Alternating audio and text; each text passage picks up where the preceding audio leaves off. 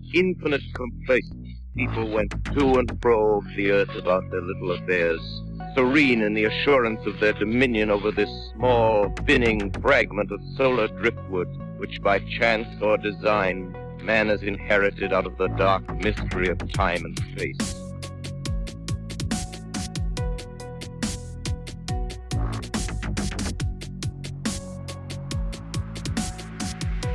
On this episode of Into the Fray, I welcome Caleb on with me, and he is in Ohio, my previous place of short-term residence time. I miss it very, very much.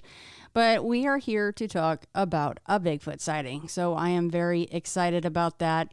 And Caleb actually even sent along some images and some things to orientate ourselves as to what we are speaking about. And I do appreciate that so very much. Caleb, welcome on the show. Hi, thank you for having me. So Caleb, before we officially began, I of course asked you how much you wanted to share about your career, what you do for a living, because that does play a little role in this. And before we dive into, did you know about Bigfoot before all of this and blah, blah, blah, can you describe as best you can what you do for work in Ohio? Well, I went to college down in Hocking College. I got a degree in wildlife management.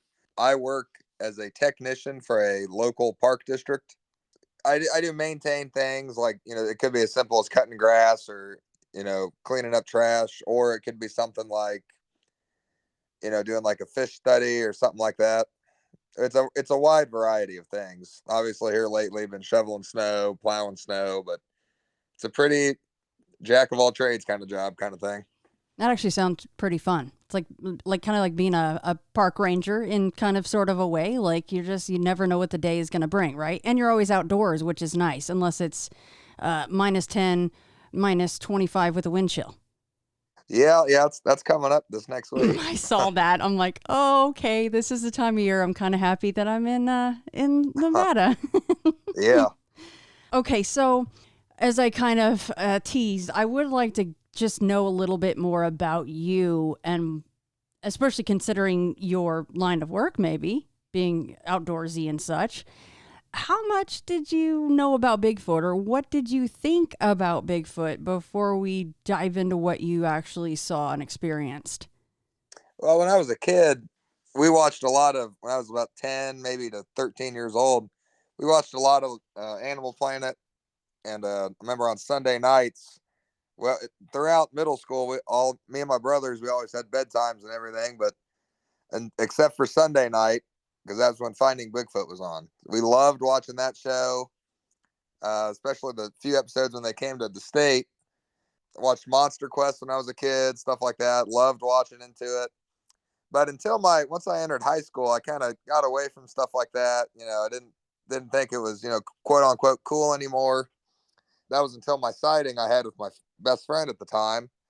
And now, even still to this day, I'm still watching, different podcasts and shows and stuff about cryptids and whatnot.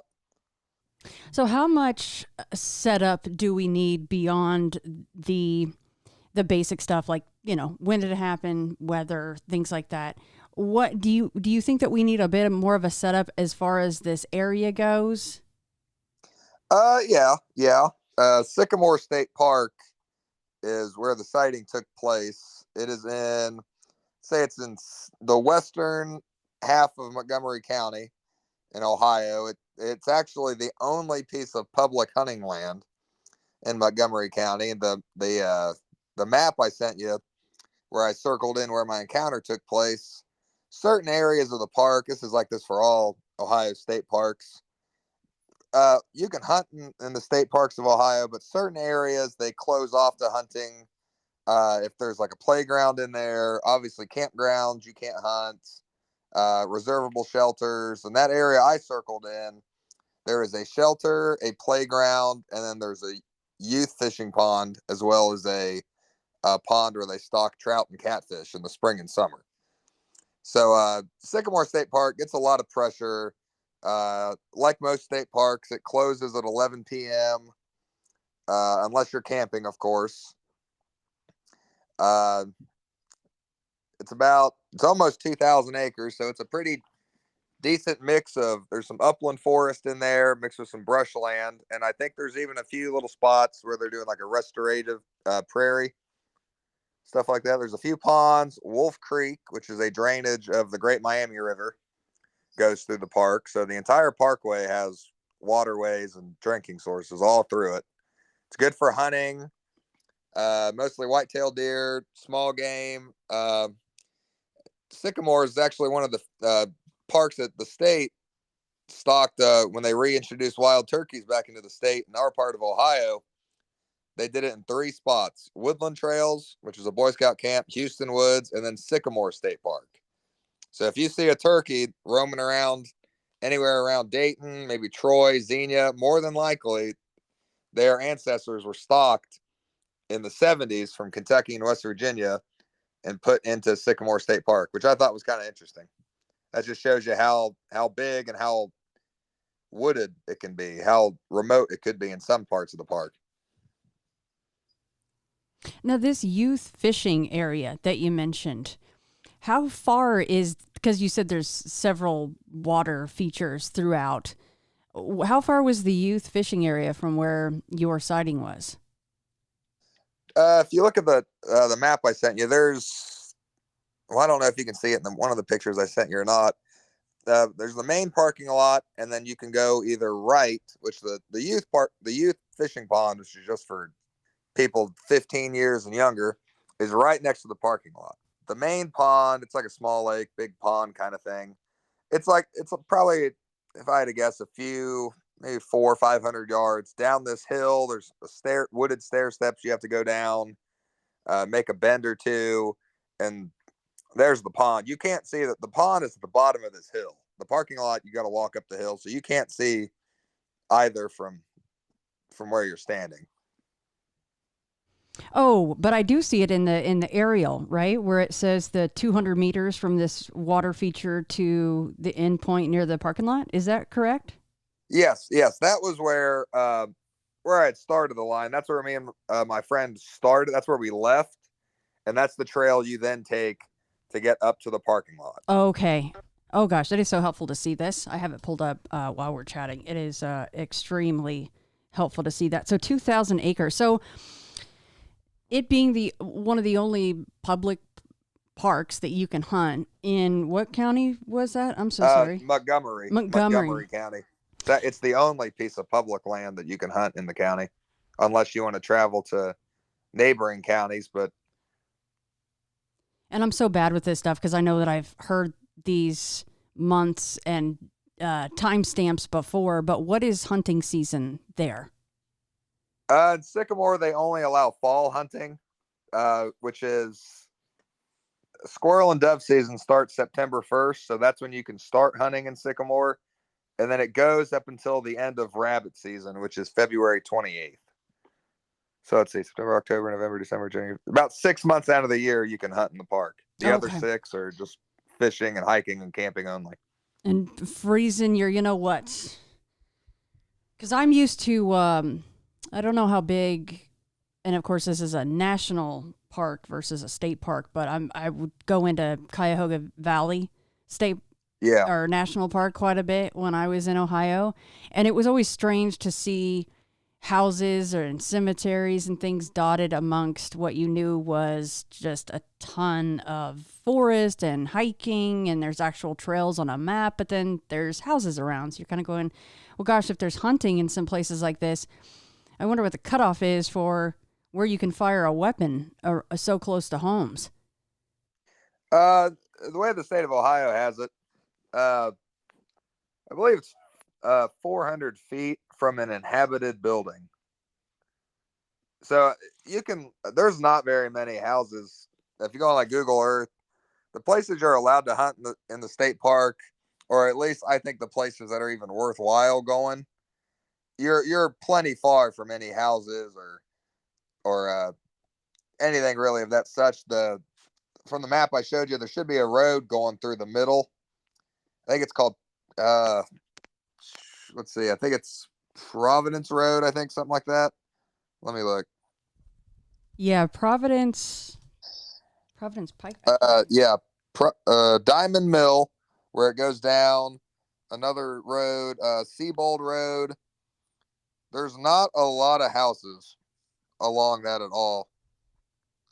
Providence Pike, on either side, the part where it's not the park, there's a little, looks like a little rectangle with a panhandle on the bottom. That's just a big bean field. So in almost all of the hunting area, there's not a lot of houses at all that you would have a potential at hitting. Okay, yeah, I see off to the right of the map where it looks like there would be attractive homes with squiggly lines that would indicate cul-de-sacs and things like that off to the right there. So other than that, not much going on as far as inhabitants. Okay, well, okay. So, all right. So beyond that, should we let's set up, of course, when and time of day, and let's start from the beginning and go through the whole thing. Okay, so it was June 16th of 2016. I had just ended my junior year. I went to school in Huber Heights, Wayne High School, and I was in the marching band and everything. I had my best friend at the time. I'll just call him T. He was a year older than me, so he had just graduated. So we weren't doing anything that summer. He was working on and off. I was working part-time on and off. The big thing that time, we loved fishing. Me and him, we'd go out any night we could for bass, catfish, anything that pretty much swam in the Dayton area. A big trend in the late 2010s was to, especially on YouTube, was to go on Google Earth and find different ponds and lakes that if you didn't drive past them, you wouldn't know were there. So we did that a lot in the spring and summer. We would find in neighborhood ponds, ponds inside state parks, metro parks, city parks that we normally had never been to. That night on June 16th, we didn't really have anything planned. It was spur of the moment. I wasn't doing anything. He wasn't doing anything. It was about 7:00. So I gave him a call and asked if he wanted to go to a pond. He, of course, said yes. We loaded our stuff up. I picked him up, and it's about a half-hour drive from Huber Heights, Sycamore State Park is. We got to the parking lot, and to our left, the shelter was actually being reserved, and it was a very large. It looked like a wedding reception. There's people dressed up in tuxedos. We could see some 4 young ladies that all had the same dresses on. We could only assume they were bridesmaids. So we went, we passed them, congratulated and waved at them, walked down the path a little bit. By that time, it was already 7:45. We got down there. We tried fishing for a little bit. Tried bass, bluegill, crappie. Only we're catching little bluegill, and it was about 8:30. We said it got dark. That time in Ohio, it gets dark at about, it's light outside till like 9:15, 9:00. So we started catching little bluegill, and we said, well, we brought a plethora of stuff with us just because we didn't know what fish species was in the pond. So we said, well, let's cut up one of these smaller fish and try to use it for catfish. That's one of catfish's favorite food is slimy, cut up little fish.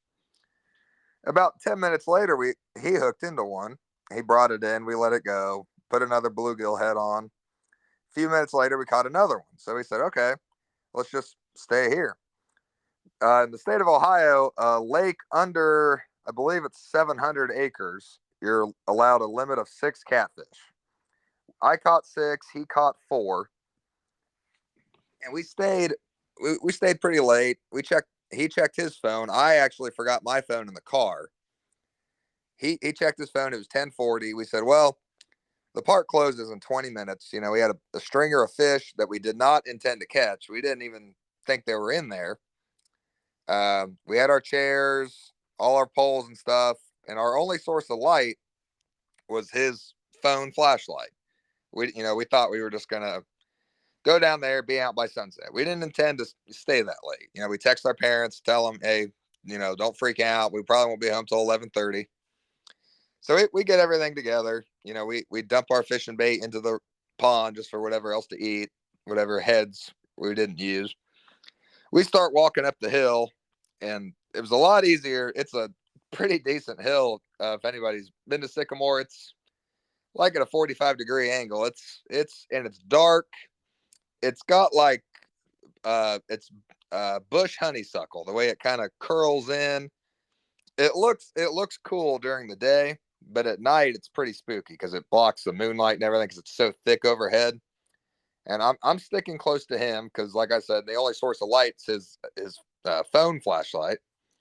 We make it to the top of the hill. We're pretty winded. We stop for a second, catch our breath because all the gear we got, and we're continuing down the trail. We're just talking as much as we could. We were kind of out of breath, so not like we were talking too loud.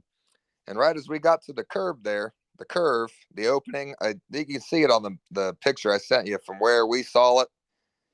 All of a sudden you're on a trail and bam, it's mowed grass. We just happened to look to our right, and where that shelter was, there's a security light on either side of the shelter. It goes on if there's motion. So we saw motion, we saw the light come on, and that's it made us both look to the right. And we had seen something. Its hands were on top of the trash can. Like if someone's ever puking over a trash can, they're holding on to it. It looked like that. And its head was in the trash can. And then it must have hurt us or something, or maybe we snapped a rock or kicked some gravel, because it shot up real quick. Shot up so quick we didn't get a chance to see its face or anything. Shot up. It turned to its right. We could see the arm swing over the trash can, and we could see its left buttock and its hip as it swung and turned, and it walked out of the security light. And obviously when you walk out of the light, it's pitch black, and just snuck away into the darkness. He really freaked out because he had never seen anything like Bigfoot shows or anything like that. He thought it was a person. But the like I said, as it was leaned into the trash can, and when it stood up, that trash can was only to about like its middle thigh. So it, like I said, it snuck in. He's freaking out. I tell him, I say, let's not run. It's pitch black. There's only one more light, and that's in the parking lot. So we fast walk into my car. I drove. Fast walk into my car, throw our poles in, throw the fish in the trunk. We're throwing stuff in. We're not trying to be careful or anything. We back out, floor it out of there, probably going 65 throughout the park in a 20. And we were so freaked out. I had my brights on the entire time, and I didn't even realize it until I dropped him off and got home. And he forgot looking back at it, it's kind of funny. When he was opening the door, I had hit something, and I wasn't quite sure what I hit. I just thought it was a rock. It was his tackle box. He threw it on the ground and must have forgot about it, because when he got home, he couldn't find it. And I came back a few days later and to the park during the daytime, and there his tackle box was, just in pieces and everything. And that was about the sighting. I had been back a few times since. They stock trout down there, and never seen anything quite like, after that, I haven't seen anything other than that. I hunt at Sycamore, so I hunt in the hunting zones, and I've never had anything creepy happen to me like that, except for that night. Poor T and his tackle box took a major beating, right. Huh? Yeah. I bet he's like, damn it. Okay, so I was jotting down some notes. So was anybody from the reception left over at all at that point? No. By that point,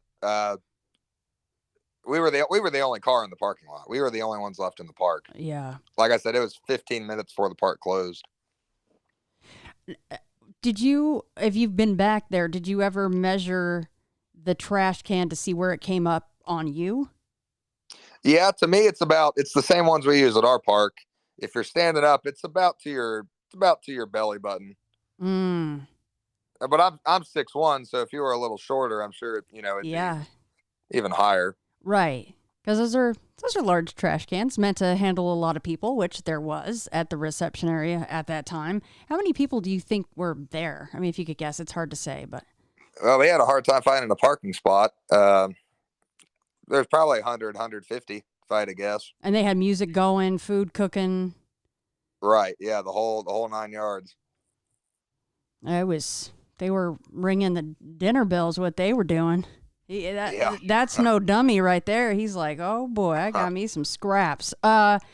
So based upon this is very hard to say, obviously, but based upon the garbage can and your 6'1", can you guess how tall you think that guy was?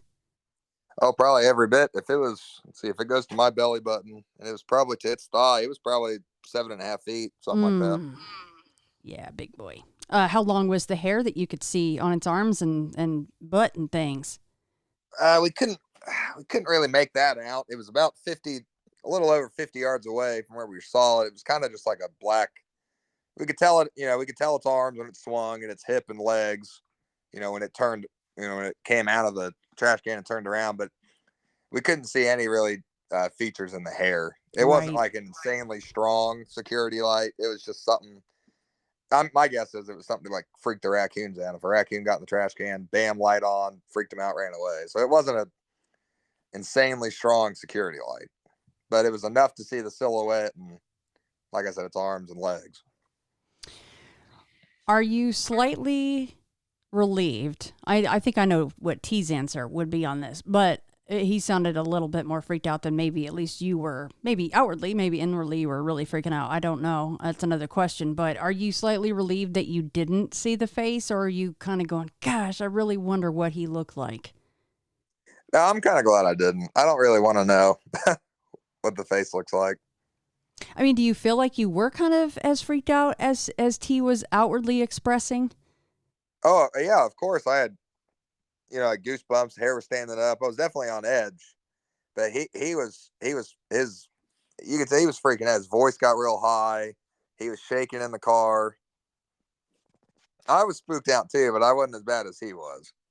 He never has gone back. He has since moved to Tennessee, but when he was still up here, anytime I'd ask him to go, even when they'd stock trout in the spring in the daytime, he still wouldn't go.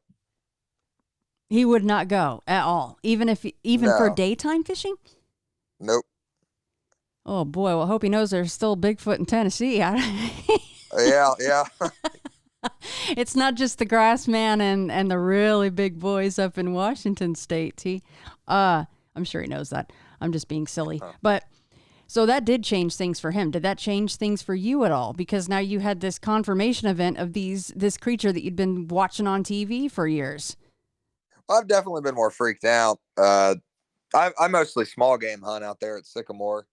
Uh, but like I said, I've never the hunting pressure in the hunting areas. There's quite a few people. It's not uncommon to on the weekend, even on some weekdays, like on a Monday and Friday, you'll pull into a parking lot, to go hunt, and there's another car or two in there. So your odds of running into somebody else while hunting is pretty high, no matter how far back you get. So, like I said, I've squirrel hunted out there a little bit, deer hunted a little bit, but I've look behind my shoulders, look behind my back, make sure there's nothing out there. But every time I'm out there, I pretty much run into somebody or somebody runs into me. I mean, seeing as you likely work alone with what you do quite a bit, did that, especially for your work side of things, I mean, you kind of already said it, but I would imagine your head was just then on a swivel and your ears are like perked up for a certain amount of time, a little bit more than usual. Right, right. Well, at the time, back then, I worked at Kroger, the grocery store chain, so that didn't affect me at all. But then when I did start back on at my park district, when we were in our more urban parks, it didn't bother me. But if we were in the middle, and if I was by myself, we were deep into a trail and I was by myself, I was kind of looking around, or. Yeah, I wouldn't blame you on that one bit. Did you, once you started with the park district, did you talk to anybody, even if it was in a roundabout way? Hey, man, you ever see anything strange in these woods? There was an older guy who works at one of the parks. He's worked there for about 20 years. He's never had anything around the Dayton area, but he's got some hunting land. Him and his brother share down south of Chillicothe, and he said he's seen he's not seen, he's heard some spooky stuff. Like he said, knocks. He has a recording of wood knocks when he's down in his deer stand, and what he thought was a footprint, but he never really got it cast because he wasn't really sure. It could have just been like a slide. It was right on the edge of a creek, and it kind of looked like it slid in. So he wasn't quite sure if it was that. But no, other than him, I didn't. We were real close. Is the only reason I told him. Other than him, I haven't really told any other of my coworkers or anything, or managers or so forth. Yeah, easy to get the giggles, I'm sure, from most people, not everybody, but it's a gamble, right? To try to even bring something like that up to anybody, even outside of work. So, and you have to actually work with these people, so you didn't need that. Did you and T talk about it afterward at all? Yeah, we had every once in a while, we'll have a Facebook memory or something pop up, and he'll send it to me, and we'll joke about that time and whatnot, and he still asks me, he asks if I still go out, fishing at night, and I tell him I do, and I ask him if he does. He just keeps saying, no, I haven't had time, oh, been busy. Yeah, he's busy thinking about the monster that he saw in Ohio. Yeah. Poor guy. I totally get it. I really do, because it's one of those, be careful. Not that he wished for this, but a lot of people, they want to see, they want to see. I say that. And then you hear these other kinds of experiences. But even beyond that, it's just the sheer size of these things. And if you were out, actually hunting, and you were in a stand and you were by yourself and you were really far from anybody or anything, no cell reception. I mean, talk about amping up the anxiety even more, right? Like wondering if the firepower would be enough if it got pissed off or decided that you just look like an opportunistic snack. Yeah, that's when I go out, I carry whenever I go out, but it's a Torres Gen 3. It's a 9 millimeter.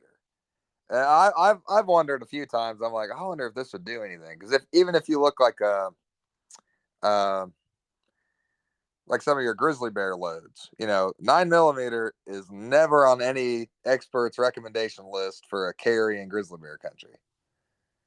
It's they recommend at least 10 millimeter, 357. So I've wondered that a few times. I'm like, I don't even know if this would do anything. Yeah. Yeah, because we've heard people that are carrying large, powerful rifles, and they're even wondering. And you're going, oh my gosh, how big was this thing? Like, how much muscle did it have? And they're going, well, Right. it was 4.5 feet across at the shoulders. So that gives you an idea. And you're like, oh my God, Nope. Um, would you ever want to see one again? Like, if you could pick your ideal situation from a car or a tank or something, I don't know. Would you ever want to see one again? Oh yeah. I mean, sure. Most people don't ever get to see it once. So I mean, if you see it twice, I'd count myself pretty lucky. Yeah, that's a good answer. Yeah, I like that. Absolutely. So, uh, talking about so did that really ignite for you? Like, did you get crazy about Bigfoot after that, looking at reports in the area or Oh anything yeah. like The that? yeah, I started going on the BFRO website, going county by county, and then when I went to school down there at Hawking College down in Nelsonville, I think there was many sightings really close to the campus. A squirrel hunter seen one, I think, in the 90s or early 2000s. Uh, some students, I think, in the 80s, saw it in the Hawking River, close to the train tracks. Which I didn't read that until after that report, until after I had graduated college, and my friend lived in the apartments across the river. So I would walk. It was a bike path, is what the bridge was for, over the river. So I would walk that almost every other night to go to his apartment. So that was the same bridge that them three students seen. And I squirrel hunted and turkey hunted all around Wayne National Forest down there, uh, Zaleski State Forest, Waterloo Wildlife Area. I hunted all that down there, but I never went by myself. I always took somebody with me. There was down there, everybody loved hunting, so it was pretty rare to go hunting by yourself. You always had a buddy with you. Looking back, do you has there ever been anything kind of strange that stood out as far as physical evidence around, or something auditory that happened that was strange that you're like, I wonder if that was Bigfoot? Are you talking about like other events that's happened to Yeah. me? Or there, one of my friends. Oh, two things really. My friend down there. I'm trying to remember the city he lived in. It was an exit off of Athens. He was renting. He was renting a piece of property at him and his brother. It was a decent sized house on 5 acres, and the neighbor, the back neighbor, had cattle down there in southeast Ohio. Especially in the hill country, there's a lot of cattle farms, especially in Vinton and Athens County. Him that spring, he had a calf. He had a calf go missing. I think it was in April or late April, early May. Had a calf go missing, and it wasn't a week later that calf's mother also got killed. So we never seen pictures or anything of it. I just thought it was strange that the calf went missing, and then the very next week the sow was killed. Which is strange because down in that part of the state, there's a lot of bobcats, there's coyotes, and there's a few black bear. But it was just strange to you know have a full grown you know heifer get taken down like that. It could have been as simple as like a gang, a gang of young kids shooting it or whatever, but you couldn't see that guy's field from the road, just his house, and then there was a wood lot, a wood lot going across, and then his pasture field was in the back. If you look on Google, you can see it really good, but you couldn't see the pasture field from the road. So that was strange. So And then my father, Caleb, just real quick, do you know what kind of injuries it had, or did they ascertain how it died? he didn't say. It was my buddy had. He talked to his neighbor a lot, and he had just told him. He'd said, or he told his name was. We'll just say his name was Jacob. He told him, he said, "Well, Jacob, remember that calf I lost last week?" He said, "Yeah, I remember." He said, "Well, now I lost the mother. The mother was gone." So I don't. He didn't insinuate, what caused it, or I don't know if the farmer probably never put two and two together. He probably just, called his insurance company, and Right. as far as I know, nothing after that, nothing happened because I graduated 4 weeks later. So I don't. He didn't go into too much detail. He just said the neighbor's calf went missing, and then the very next week, the the female cow, the mother died.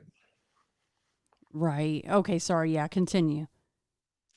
And then the second, something else, my father actually brought it up to me about 2 years ago. My father was really into Boy Scouts when he was a kid, and he became a scoutmaster when me and my brothers were in middle school and high school. I was out of it by then.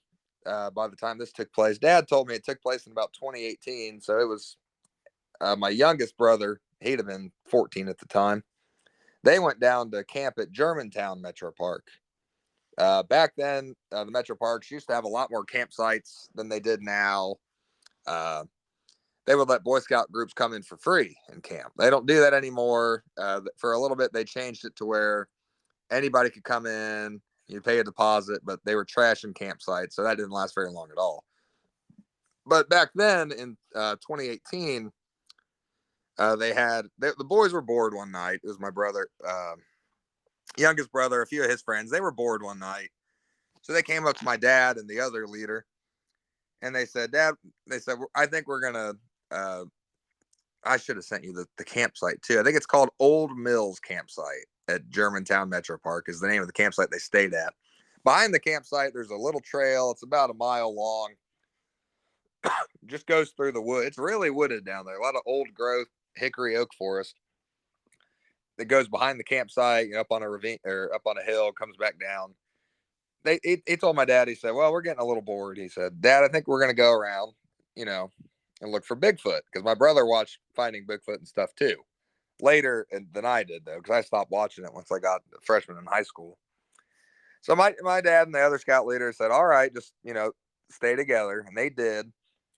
And the other scout leader looked at my dad and said, it'd be funny, go follow them and prank them. So they, the boys thought they all had their flashlights on, being boys. They were going up the hill, and my dad and the other scoutmaster, they said, well, let's follow them about 150 yards behind so they don't hear or see us. And they didn't have their flashlights on. It was like a full moon, not quite full moon, but bright enough where you could kind of walk without a flashlight. He said the boys would go up, and they would do a whoop, and wait. Dad and the other guy would follow them. One time the boys, they did a wood knock on top of the hill. And my dad and the other scoutmaster, they picked up a log and they pranked the boys. They did one back. And that kind of, you could hear them, Dad said they were hooting and hollering, they were excited. Went a little further down the trail. The boys did it again. They went for a knock. They knocked twice. And my dad said the other scoutmaster was just about to hit the tree. And then behind my father and him, they heard one out in the distance, right behind them, about 200 yards away, they had a guess. And Dad said they looked at each other and they said, did all the boys go? Because they thought maybe one of the kids stayed behind at camp. And Dad said, yeah, all 8 of them went. So Dad and the other guy, they got pretty freaked out. So they fast walked up to the group of boys. And well, of course, all the boys were like, oh, it was you guys, you were pranking us. And my dad said, oh yeah, you caught us, staring at the other scoutmaster, pretty wide eyed. And, my dad's like, all right, boys, let's go back, let's get back to camp. Dad was never really a believer, whenever we'd watch Finding Bigfoot or at Monster Quest, he'd always kind of make fun of it. But after that, he believes in it now because that actually kind of freaked him out. We were in the middle of the park. They were miles away from the park had been closed. Those parks closed at 10. Park had been closed for like 2 hours. It was midnight. The other campsite was miles away, so there weren't any more people. They were in the middle of the park, no houses around. So that because my brother, all the other boys thought, they heard it in the distance. They thought it was my dad and the other scoutmaster. But that's Dad still he talks about that still to this day. How he is sorry for making fun of us. Or not making fun of us, just giving us a hard time. Yeah. And that he now thinks, there's something more to it. See, that's pretty awesome. But also, when you really break it down and think about that, the two, your dad and the other scoutmaster, were thinking we're being followed, and they're watching what we're doing and interact, and beyond that, interacting. So I can imagine how scary that must be. You take the isolation, and it's the middle of the night, it's midnight, it's dark, and you're out here with a bunch of kids. You're like, yeah, let's go back to the campfire, please. Well, the boys, all of them had their flashlight on. They didn't really need it. It was bright enough of a night where they probably didn't need it. They were being a little loud.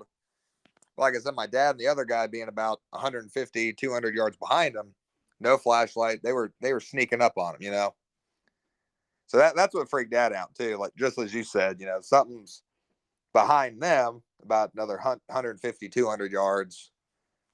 It sounded like it was kind of from the direction they were coming from, from the campsite. So Dad was worried.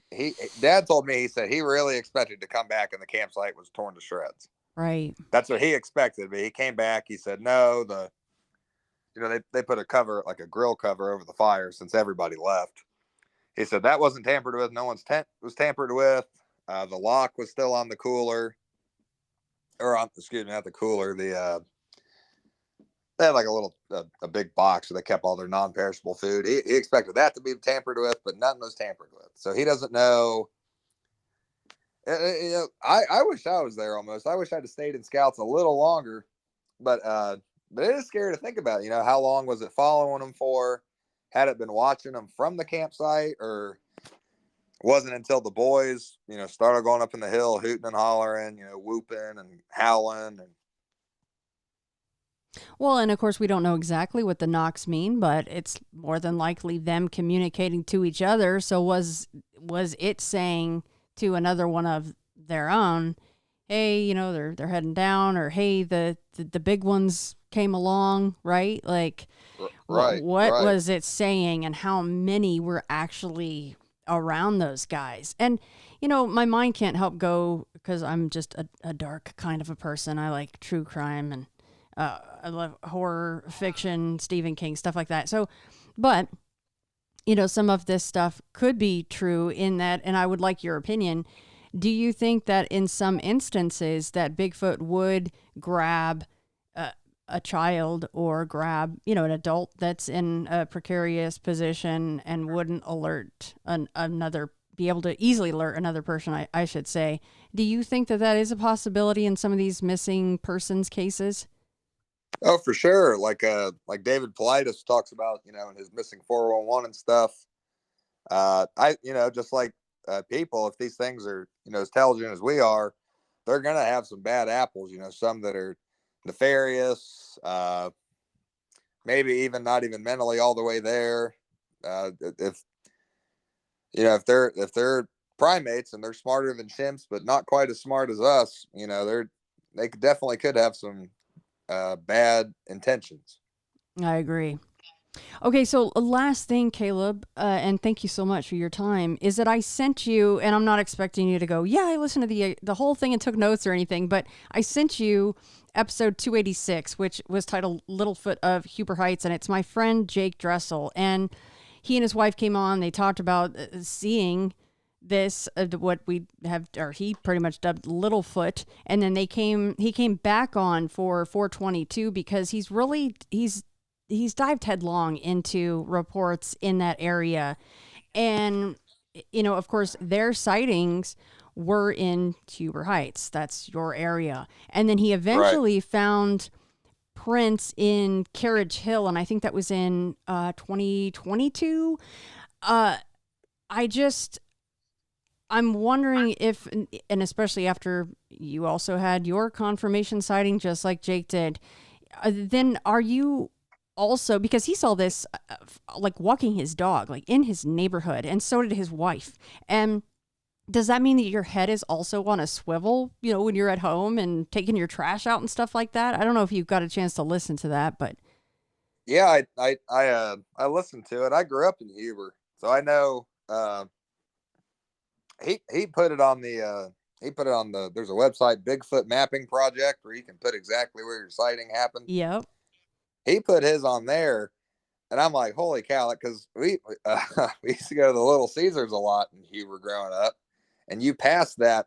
I don't remember exactly what he calls it, but it looks weird. It's like 3 or 4 acres, wide open grass and brushy stuff. I don't A learning center or something like that. I don't remember what it is, but you pass that going to the pizza place on Brant Pike, which is a really busy road. So I thought it was really cool and interesting that he's seen it, in a insanely busy part of Huber. It was because Huber Heights is growing. It's If you compare it to 10 years ago, it is growing exponentially. It's more and more populated. And I know my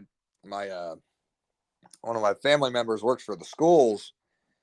She says they're running out of room for the kids. So it's getting to be a really developed city in Montgomery County. So I thought it was insanely interesting that he'd seen that. I listened to the whole thing. It was cool.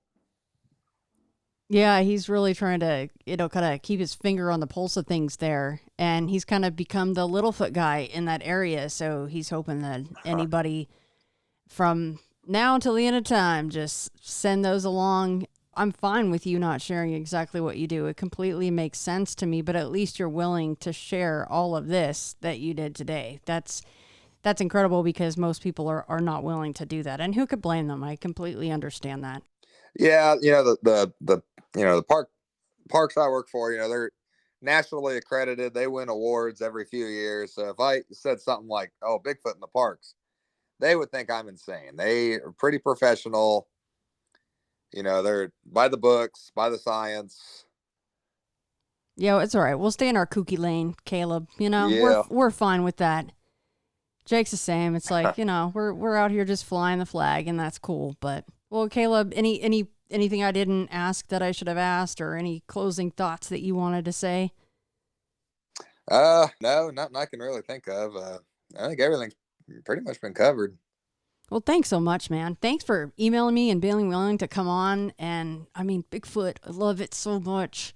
It's a rabbit hole. Oh my goodness gracious. Is it ever? All right, Caleb. Well, thanks so much, man. Have a great day out there. Hey, thank you. If you're new here, I hope you're enjoying it enough to head to your podcatcher of choice to rate and review the show. This helps it aggregate across the listening platforms, which will turn into more people willing to come on and share their encounters. If you've been listening for years, I'd ask that you please do the same. Home base for Into the Fray is intothefrayradio.com. There you will find all episodes, blog posts, and get bonus content info. Speaking of that bonus content, on top of the free weekly show, I also produce bonus content for Patreon and Apple Podcast Premium. On either platform, you get all bonus audio episodes and early releases, each one ad-free, of course. Full disclosure, though, Patreon has a bit more in the way of perks because of their interface. Over there, you will get video versions of patron-only chats, the private Discord channel, and merch at certain pledge levels. So head to patreon.com/intothefray or your Apple Podcatcher app to sign up for bonus content today. You can find me on the big three social media platforms, Facebook, Twitter, and Instagram. The Linktree link in each of my bios will take you to all the places you want to venture regarding ITF, including Small Town Monsters documentaries, various ways to listen to the show, Beyond the Fray books, contact info for me, and more.